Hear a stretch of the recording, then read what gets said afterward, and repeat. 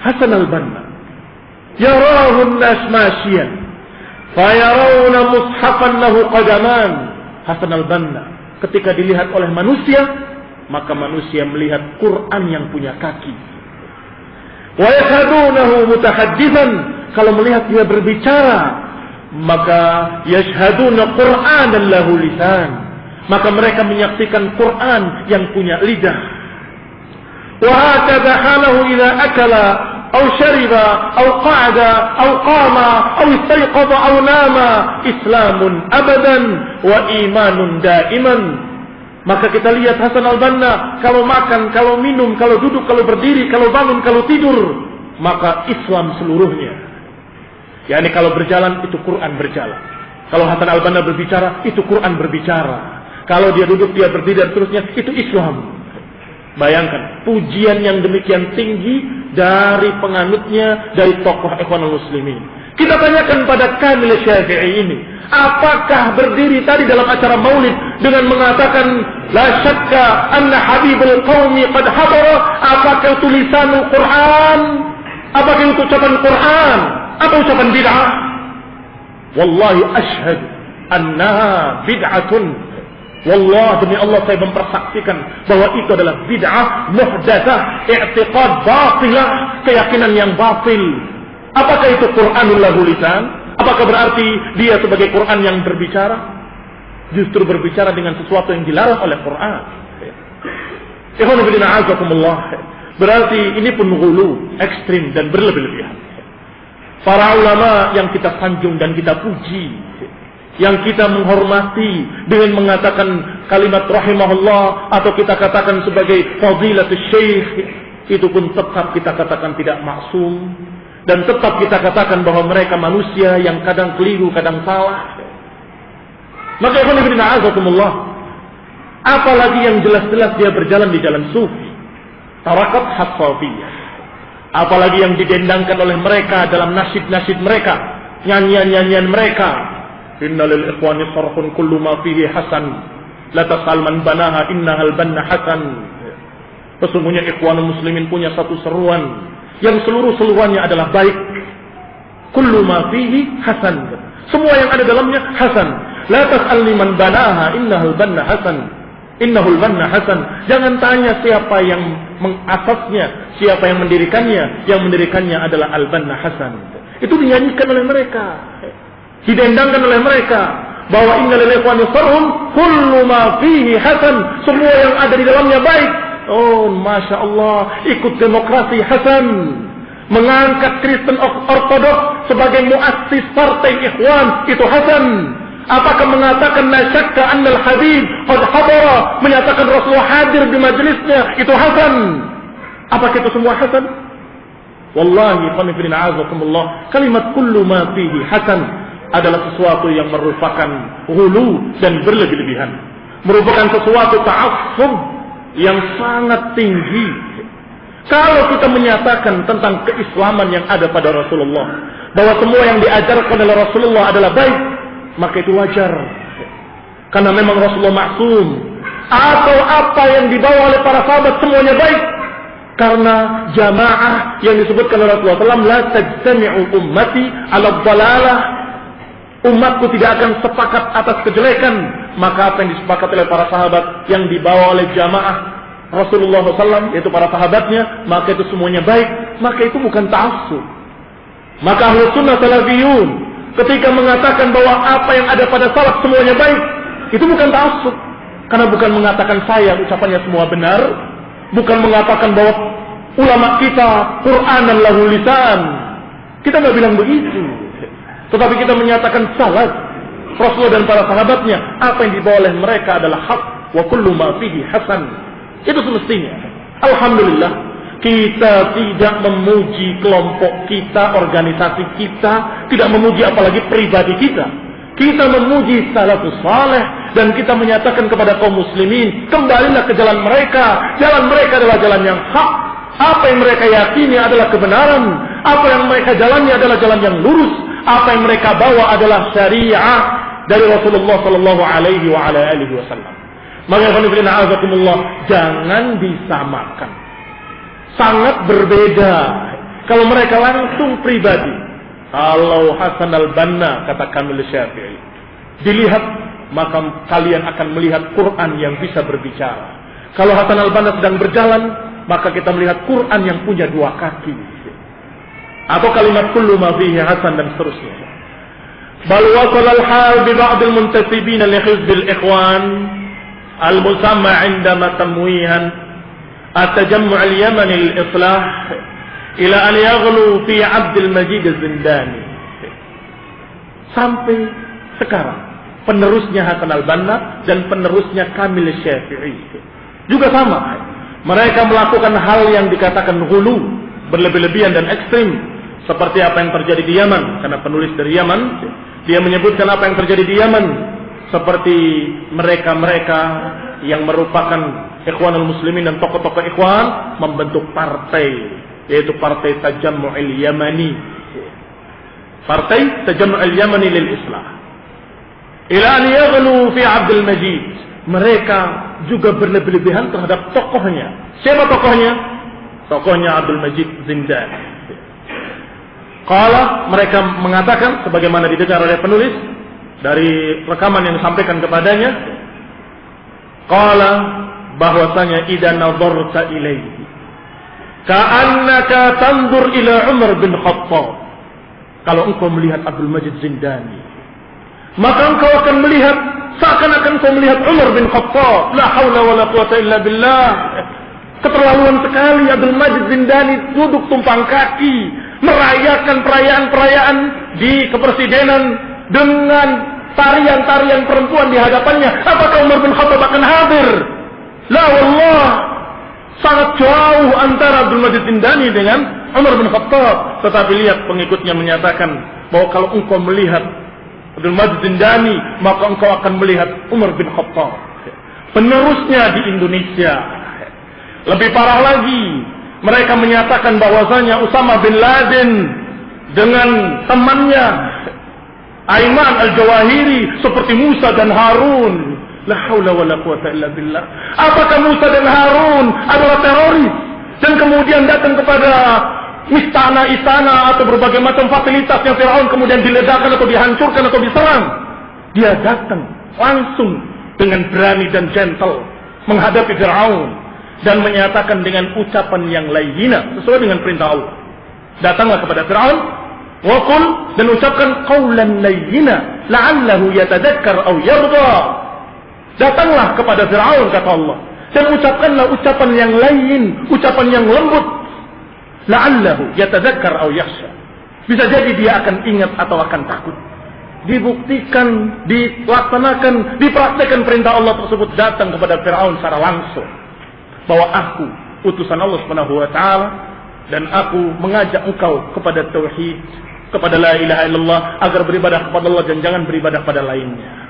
Apakah cara ini yang dipakai oleh Aiman al-Jawahiri dan Usama kemudian mau disamakan dengan Musa dan Harun? Sungguh ekstrim, hulu, melampaui batas, dan ini kebiasaan hizbiyun, ahlul dhalal di mana-mana. Selalu hulu. Syiahnya begitu kepada imam-imamnya, sufinya begitu kepada wali-walinya, kemudian hizbiyun dari Ikhwanul Muslimin begitu pada Hasan al-Banna, dan kemudian partai-partai underbaunya, kelompok-kelompok yang merupakan kelompok yang dipengaruhi oleh mereka juga sama, hulu kepada tokoh-tokohnya. Kemudian disamakan, tingginya sama dengan Musa, Musa juga tinggi, Usama juga tinggi. Disamakan juga ininya, ini semua disamakan. Kira-kira tapi nyata, kata mereka. Dikira-kira tapi pas. Pas ya, dipas-paske, kata wong Jawa. La haula wala quwata illa billah. Memalukan, wallah memalukan. Mana bukti-bukti dari ayat dan hadis ketika kamu berbicara tentang sesuatu? Dalil dari salafus saleh, kok tiba-tiba kebetulan tinggi dibicarakan? Apakah kemudian yang pendek dan tidak sama dengan Nabi Musa alaihissalam kemudian tidak dihormati? Oh, ini lain dengan Nabi Musa. Tidak bisa. Apakah kalau dia saleh walaupun tidak punya ketinggian? Bagaimana? Dibahas yang demikian untuk dipas-paskan. Ini namanya kehabisan bahan. Kehabisan dalil. kehabisan bukti dari Quran dan Sunnah dia tidak punya, akhirnya mereka mengambil dari sesuatu yang lain. Ikhwan fillah azakumullah, sungguh sama dan benang merahnya saling berkait satu dengan yang lainnya. Ada satu ciri khas, yaitu hulunya mereka pada tokoh-tokoh mereka. Wallahu ta'ala alam. Dikatakan oleh Syekh Al-Fauzan hafizahullah, bal hum ahlus sunnah, bahkan ahlus sunnah wal jamaah, al-wasat fi firqil ummah, mereka lah yang tengah-tengah, tidak ekstrim, tidak melampaui batas. Mereka lah yang adil dan di tengah-tengah umat, sebagaimana umat ini di tengah-tengah antara agama-agama lain. Agama Islam tengah-tengah di antara agama-agama lain, maka ahlus sunnah pun tengah-tengah di atas atau di tengah-tengah kelompok-kelompok yang ekstrem ke kanan dan ekstrem ke kiri. Maka ikhwan fillah azakumullah, alhamdulillah kita tidak memaksa atau mengajak kaum muslimin untuk ke organisasi tertentu, apalagi partai. Enggak, sama sekali, alhamdulillah. Tidak mengajak untuk masuk kepada organisasi saya, kelompok saya, sama sekali tidak. Tidak pula mengajak mari kita berbaiat kepada fulan, imam-imam palsu, juga tidak. Kita hanya mengajak kaum muslimin untuk kembali bertauhid, kembali mengikuti sunnah dan memahami Quran dan sunnah dengan pemahaman salafus saleh. Radhiyallahu alaihim ajma'in. Dimanapun kamu berada, dimanapun kita berada. Wassalatu taufiq wal afiyah. Subhanakallahumma wa bihamdik, asyhadu an la ilaha illa anta, astaghfiruka wa atubu ilaik. Wassalamualaikum warahmatullahi wabarakatuh. Mohon dijelaskan tentang multi level marketing, seperti penelitian, CNI dan yang lain-lainnya. MLM, multi level marketing, adalah sesuatu yang disebut dengan gharar. Bai'ul gharar itu dilarang. Naha Rasulullah SAW an bai'il gharar. Rasulullah SAW melarang tentang jual beli yang seperti itu, jual beli yang mengandung gharar. Gharar itu untung-untungan, sesuatu yang sifatnya seperti undian, seperti judi. Apabila dikumandangkan azan memakai rekaman dan saya salat berjamaah di situ, bagaimanakah apakah salat jamaahnya sah atau tidak? Kalau dia salat berjamaah di masjid, maka salat jamaahnya tetap sah. Tentang azannya itu masalah yang lain lagi. Artinya karena azan itu adalah sesuatu yang harus, sesuatu yang wajib, fardun kifayah, maka akan berdosa orang-orang yang mampu untuk azan di sana kalau dia tidak azan. Tetapi salat jamaahnya tetap sah, insyaallah. Bagaimana hukumnya kalau pada saat nasikah kita tidak melihat penyembelihan kambingnya, jadi langsung terima sudah daging atau malah sudah dimasak? Kalau afdalnya adalah kamu menyembelih sendiri atau menyaksikannya. Tetapi kalau tidak sempat membelinya atau menyembelih sendiri atau tidak mampu atau kemudian tidak sempat dan sebagainya, maka innamal a'malu binniyat.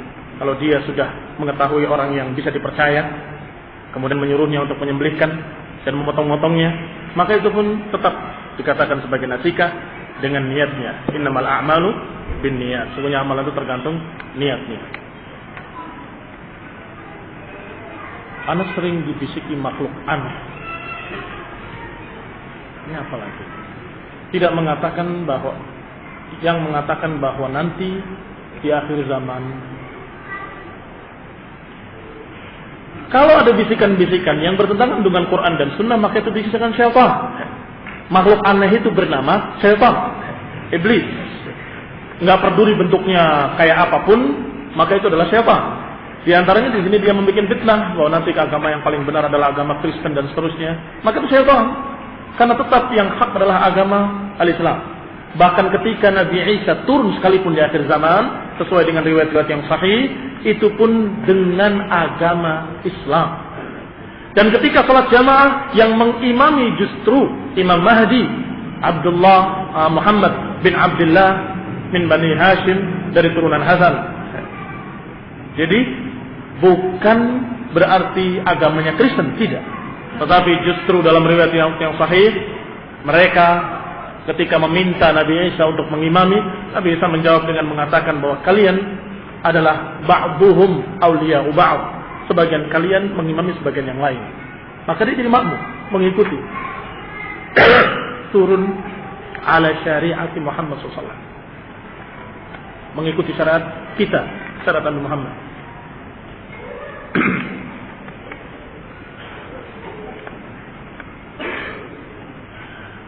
Apakah boleh diperbolehkan salat tahajud dengan 2 rakaat ditambah 1 rakaat witir, sedangkan waktu salat subuh masih lama? Bolehnya boleh. Boleh salat 2 rakaat dengan 1 witir, boleh 4 rakaat 2-2 kemudian 1, boleh 2-2 dalam keadaan dimudahkan oleh Allah Subhanahu wa taala. Allah Subhanahu wa taala memerintahkan untuk qiyamul lail dalam surat Al-Muzammil. Kemudian diakhiri dengan kalimat bahwa kami tahu bahwa kalian ada yang sibuk, ada yang berjihad, ada yang bekerja di siang hari, sehingga dikatakan faqra'u ma tayassara minal Qur'an, bacalah semampu kalian dari Quran. Dan itu kata para ulama menasihkan kewajibannya menjadi anjuran, dan anjuran itu menunjukkan bisa dilakukan semampunya, apakah 3 atau 5 atau 7, dan yang paling baik tentunya 11 rakaat sesuai dengan sunnah Rasulullah sallallahu alaihi wasallam. Nah, bolehkah menyuruh istri menggugurkan kandungannya karena kalau mempertahankan kandungannya akan bermudarat bagi istri anak? Apakah mudaratnya hanya tebak-tebakan atau sesuatu yang merupakan ghalabatul dhann? Ghalabatul dhann itu artinya kemungkinan yang besar. Kalau kemungkinan yang besar sesuai dengan penelitian dokter-dokter misalnya, anjuran dokter, maka mudah-mudahan akan menjadi sesuatu yang dimaklumi. Tetapi hukum asal tetap kita katakan haram hukumnya menggugurkan kandungan. Alhamdulillah, demikian pula aturan-aturan yang ada di tempat kita dan di seluruh rumah sakit tidak boleh mengadakan pengguguran kandungan. Dan itu memang hukum Allah Subhanahu wa taala tidak boleh.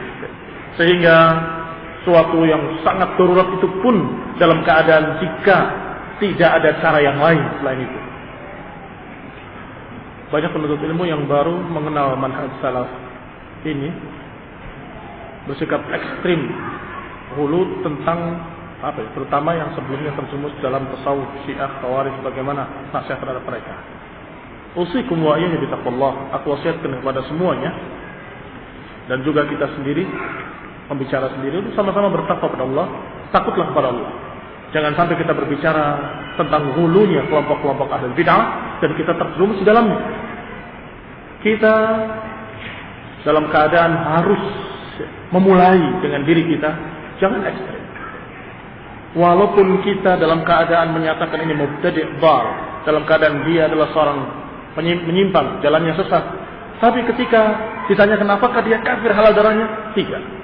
Ini yang namanya wasat, tengah-tengah. Apakah mereka kafir? Tidak kafir. Dan ketika datang ke masjid, imamnya adalah mereka, kita ikut berjamaah dengan mereka. Katanya kamu tahrir dia, kok sholat di belakangnya? Iya. Ini sebagai bukti kalau saya tidak mengkafirkan dia. Saya tetap mengatakan kepada kaum muslimin, hati-hati dari orang ini adalah seorang yang mubtadi' ahli bid'ah. Tetapi ketika sholat jamaah kita tidak mendapati masjid yang lain, ada masjid ini dan kemudian dia sebagai imamnya, maka tetap sholatnya sah selama dia tidak kafir. Ini wafatnya dan tengah-tengahnya ahlu sunnah, tidak ekstrim, tidak melampaui batas. Beda dengan keadaan-keadaan khawarij yang justru mereka selalu mengancamnya dengan kalimat bunuh, mati, darah dan seterusnya. Mengancam-ngancam, bunuh dulu baru bicara. Katanya Halawi Ma'mun. Itu ekstrim. Kita katakan ekstrim melampaui batas. Kita tidak mengkafirkan mereka, mereka yang mengkafirkan kita, bahkan menghalalkan darahnya. Bunuh dulu baru bicara, itu kira-kira gimana cara bicaranya? Sikat dulu baru bicara. Bicara dengan mayat. Cara ruqyah yang benar adalah memegang yang sakit dengan tangan kanannya, kemudian dibacakan ayat Allah, bacakan Al-Fatihah, bacakan ayat kursi. Nah,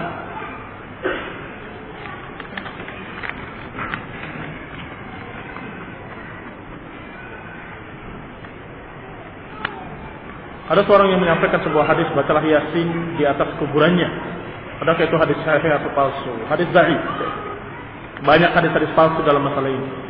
Bahkan hampir semua hadis-hadis tentang Yasin hampir semuanya dhaif. Nah, walaupun tetap surat Yasin adalah surat yang mulia, tetapi ayat-ayat tentang keutamaan-keutamanya sebagian besar, hampir semuanya dhaif. Apalagi yang Iqra Yasin ala mautakum dan sebagainya. Nah, bagaimana sikap kita dari Ustaz yang selalu menyampaikan hadis palsu ini? Kalau orang itu adalah orang yang menerima nasihat, maka sampaikan bahwa riwayat itu baik dengan bukti-buktinya. Kalau kamu tidak hafal, bawa kitabnya, cari bukunya, kemudian sampaikan kepadanya. Kalau dia adalah seorang yang tidak mau menerima kebenaran, sudah pernah dicoba oleh sekian orang, maka tidak perlu kamu jadi orang yang kesekian. Sudah, kamu berhati-hati dari dia sampai dia mau menerima nasihat, baru sampaikan masalah itu. Kalau orang itu berprinsip, kalau ada dalil saya akan ikut. Orang ini yang perlu diperbaiki. Kalau salah, ini ada dalilnya, ini deh, dia akan terima. Tapi kalau orang dari awal prinsipnya adalah tidak harus hadis sahih, doa juga hadis. Terus mau ngomong apa kita? Mau nyampaikan 100 kali pun percuma. Karena dia sudah mengatakan di awalnya, tidak mesti hadis dhaif harus ditolak. Seperti ketika kita membuka bukunya Muhammad Ghazali, disebutkan dalam muqaddimahnya, Sirah Nabawiyah, tidak mesti hadis sahih harus diterima. Dan tidak mesti hadis dhaif itu harus ditolak. Hancur sudah ilmu hadis. Hancur kan? Terus mau apa lagi? Kalau kita katakan ini hadis dhaif, akan dijawab tidak mesti hadis dhaif itu ditolak. Kalau kita katakan ini hadis yang sahih, enggak mesti kan hadis sahih itu diterima. Berarti prinsipnya sudah salah. Ini bukan ahlu sunnah. Tapi kalau ada seorang ahlu sunnah dalam keadaan dia salah, maka berarti dia belum tahu. Sampaikan, ya akhi, ada hadis begini, hadis yang sahih. Kalau dia mendapatkan hadis itu, la'allahu, dia akan menerima, bisa jadi akan menerima. Tetapi kalau seorang itu prinsipnya sudah salah, maka prinsipnya dulu diperbaiki. Rinciannya akan mengikut di belakang. Harus ikut sunnah. Jadi bicaranya bukan, ini ada hadis sahih bukan? Atau hadis itu dhaif, bukan itu yang dibahas. Kamu itu harus mengikuti hadis yang sahih. Harus memilih-milih hadis. Jangan sampai kamu mengambil hadis yang dhaif dan palsu. Kalau itu aja belum menerima, bagaimana kita akan bicara tentang dhaifnya hadis Yasin? Tetapi kalau sudah dia menerima, saya akan pakai hadis yang sahih dan saya akan berupaya menghindari hadis yang dhaif. Kalau begitu, hadis yang kamu baca kemarin tentang Yasin itu dhaif. Ini buktinya ada rawi fulan misalnya. Ini alhamdulillah apa yang semestinya kita sikapi orang seperti ini.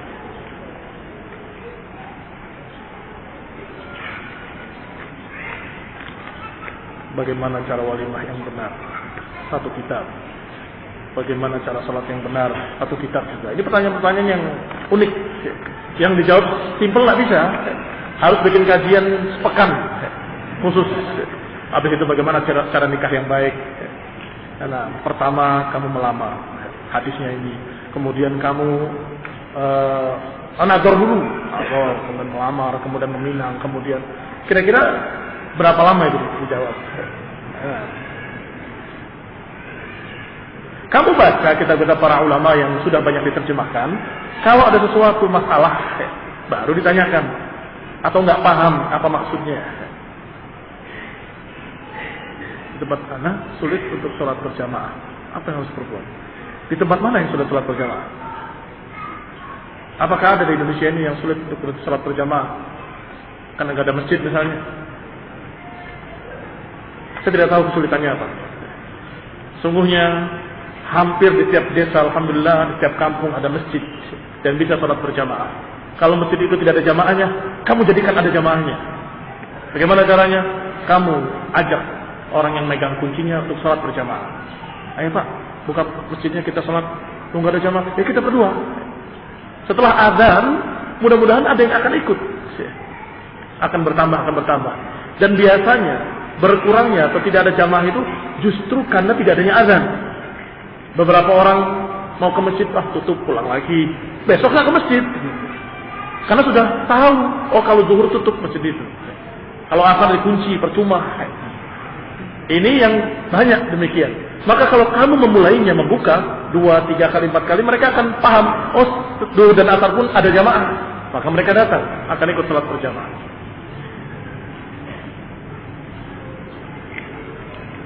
Saya jazakumullah khairan. Bagaimana seorang pemuda agar tetap istiqamah, ngaji terus dan jangan berpisah dengan ahli sunnah, jangan menyendiri. Orang kalau menjauh dari salafiyin, menjauh dari ahli sunnah, biasanya semakin berani untuk berbuat berbagai macam kejelekan-kejelekan. Semakin berani, semakin malu bertemu dengan ahli sunnah. Dan itu biasanya awal dari penyimpangan. Awal dari penyimpangan biasanya karena dia menjauh dari ahli sunnah. Ketika menjauh dari ahli sunnah, mulai jenggotnya dicukur. Karena tidak ada yang lihat awalnya. Karena memang imannya lemah. Sampai kemudian bertambah rusak. Semakin rusak, malu ketemu nama ahli sunnah dan seterusnya. Maka karena yang akan membuat seorang istiqamah itu adalah Allah Subhanahu wa taala dan apa yang diajarkan oleh Allah dalam Quran dan Sunnah, maka cara untuk istiqamah adalah agar terus berdoa pada Allah Subhanahu wa taala, meminta agar diberi istiqamah dan sabat ala din, ala tauhid wa sunnah, dan juga berupaya dan berusaha untuk mengkaji ilmu syar'i, Quran dan Sunnah. Maka jangan tinggalkan majelis ilmu, jangan tinggalkan salafiyin ahli sunnah, dan juga jangan tinggalkan doa meminta pada Allah Subhanahu wa taala. Subhanallah walhamdulillah, la ilaha illa anta, astaghfiruka wa atubu ilaik. Assalamualaikum warahmatullahi wabarakatuh.